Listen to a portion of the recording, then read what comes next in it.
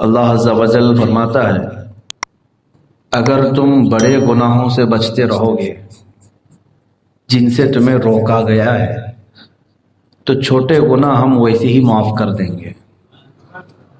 وَنُدْخِلْكُمْ مُدْخَلًا كَرِيمًا، اور عزت والی جگہ پر ہم تمہیں داخل کریں گے۔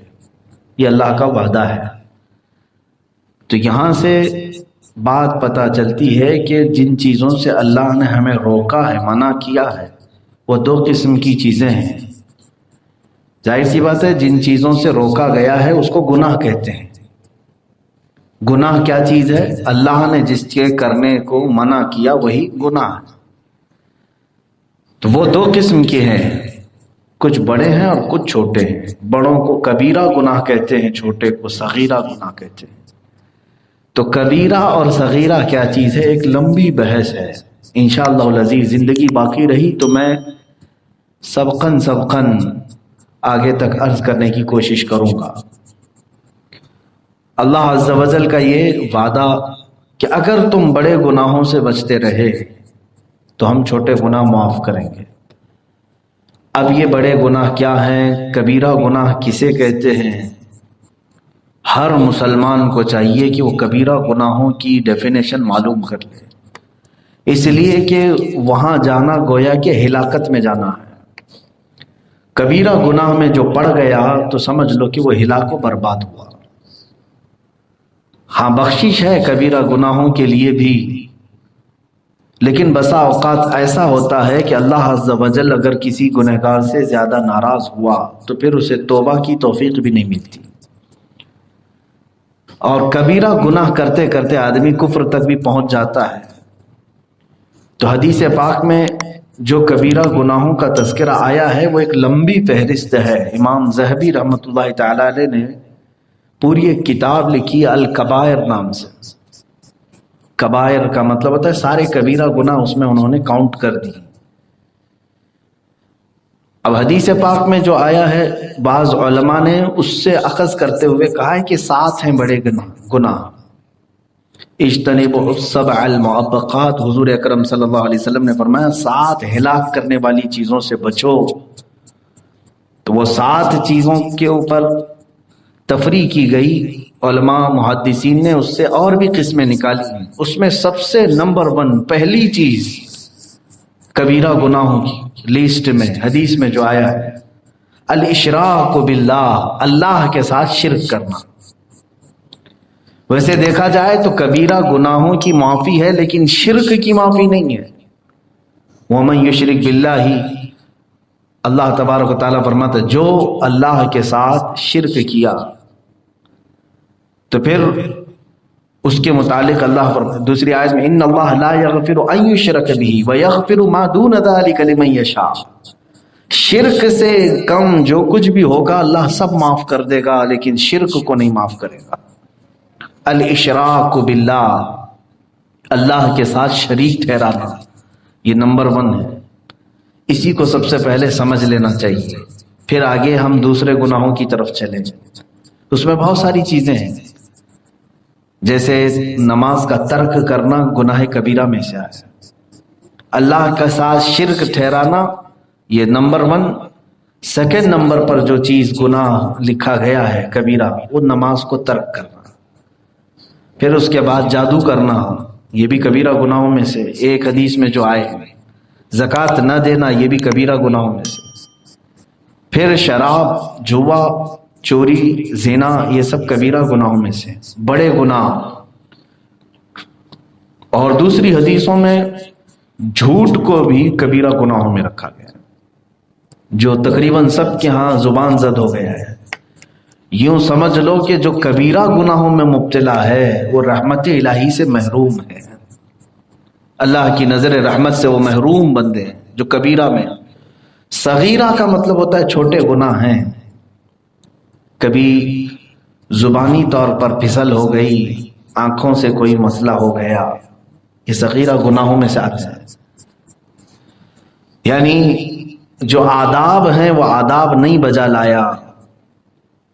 اور کبیرہ گناہوں میں حقوق الوالدین بھی ہے، والدین کی نافرمانی، یہ بھی کبیرہ گناہوں میں سے۔ میں آج سب سے پہلی والی چیز پر ہی گفتگو کرتا ہوں، رب تعالیٰ نے فرمایا کہ اشراک باللہ یعنی اللہ کے ساتھ شرک، یہ اللہ کو پسند نہیں۔ جس نے اللہ کے ساتھ شرک کیا، شرک کی بھی دو قسمیں ہیں، یہ بھی سمجھ کے چلے، شرک بھی دو قسم، شرک جلی، شرک خفی۔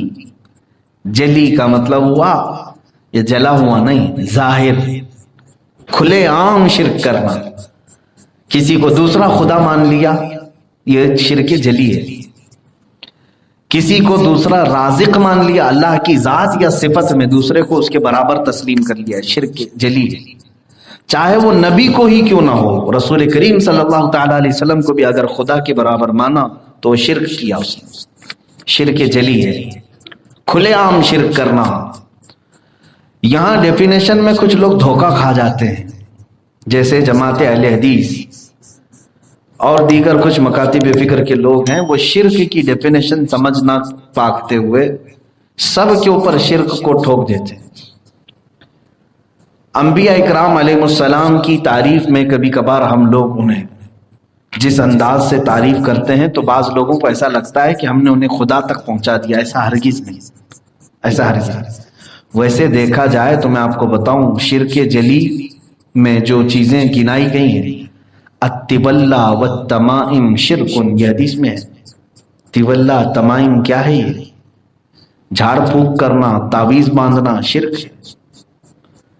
تو اس اعتبار سے دیکھا جائے تو میرا ہی معاملہ سب سے پہلے آئے، اور کسی آج کے ماحول میں بتا دیا جائے تو اس پر بھی ایک فتویٰ ہے۔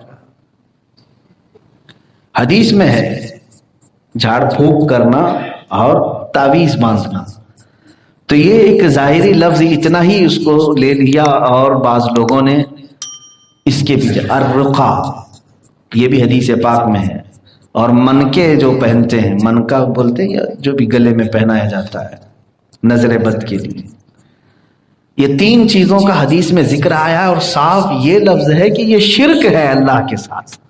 اور اسی کو لے کر کے تو سعودی جب بھی کوئی جاتا ہے سنی، اس کے گلے سے لوگ تعویذ کھینچ ڈالتے ہیں احرام کی حالت میں، اگر وہاں کے متوے یا مکوے ہیں وہ کھینچ لیتے ہیں، تعویذ کھینچ لیتے ہیں اور توڑ دیتے ہیں، وہ کہتے ہیں ہذا شرک، یہ شرک ہے، کیونکہ حدیث میں صاف آیا ہے تعویذ لٹکانا، جھاڑ پھونک کرنا، منکا ڈالنا۔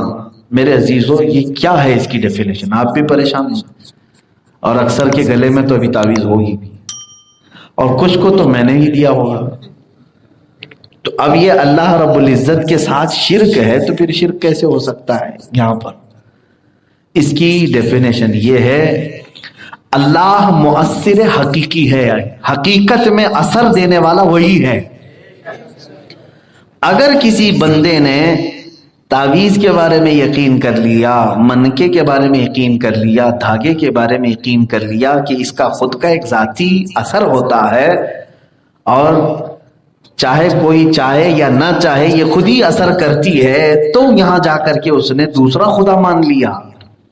جیسے اللہ ہمیں اثر دیتا ہے، ایسے ان کو اگر دیکھا جائے تو میرے عزیزو، اس میں تعویذ دھاگے کی کیا خصوصیت؟ ہر گولی دوا بھی شرک ہو جائے گا اگر یقین کر لیا کہ صرف گولی ہی جو ہے مؤثر حقیقی ہے، تو یہاں پہ بھی شرک ہو جائے گا۔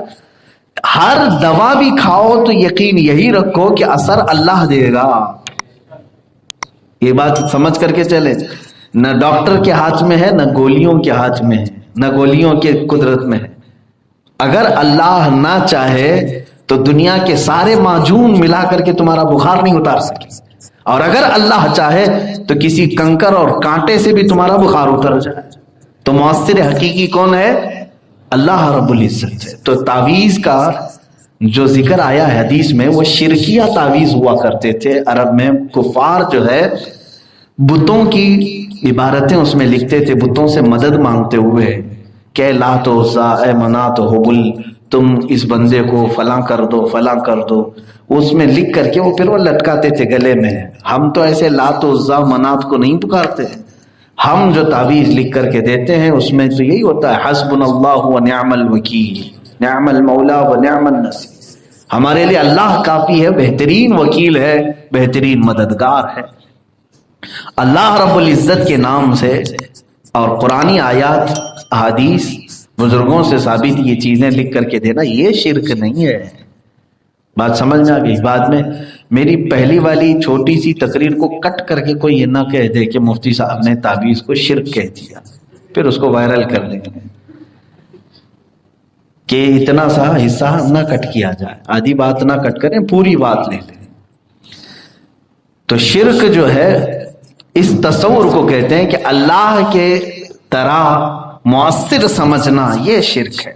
یہ شرک جلی کی بات میں بتا رہا ہوں، اللہ کی ذات اور اس کی صفت کے ساتھ کسی دوسرے کو شریک ٹھہرانا۔